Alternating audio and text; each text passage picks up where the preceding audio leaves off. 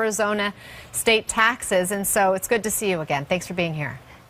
Thank you so much for having me, Anna. Palin, the president put out his proposal last night. It included a 3-year extension of the DACA program. What's your reaction? Is that reassuring to you? Well, let's start off with my reaction is I don't know if the president is completely ignorant to history or if he has gone delusional to what happened a year ago when he ended the program himself. If he truly cared about Dreamers, if he truly cared about undocumented youth, he would not be using us as bargaining chips through his tantrum of getting a wall that makes no sense and that the majority of the American public does not want. It's like lighting your house on fire and then going outside and trying to put it out yourself by blaming it on other people. What does it feel like to even be part of this conversation to reopen the government? You said you felt like a bargaining chip, or that he was using you as a bargaining chip. Help me understand what it's like to be that.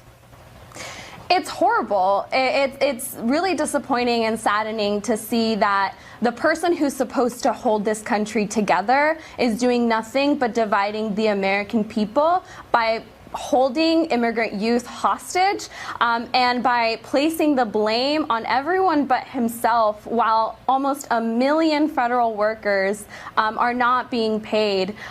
Immigration has nothing to do with our own working class being paid. If anything, we want the government to reopen. We just do not want it to happen at the expense of throwing others under the bus. Do you think the Democrats should take this deal just for your own sake, for peace of mind that the rug won't get ripped out from under you right now? I think they should absolutely not take this deal. And the reason why is because right now, DACA is still in place. Courts are upholding and protecting the program that President Obama passed. And we will continue to fight, but we will not do it at the expense of others. I want you to listen to something else the president said last night as he reflected on a naturalization ceremony that he had participated in earlier in the day.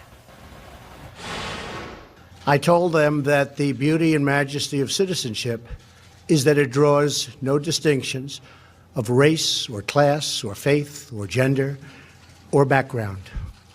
All Americans, whether first generation or 10th generation, are bound together in love and loyalty, friendship and affection. We are all equal. We are one team and one people, proudly saluting one great American flag. Malin, what did you make of the president's tone there? Does that sound like a president who has become more empathetic to your family situation?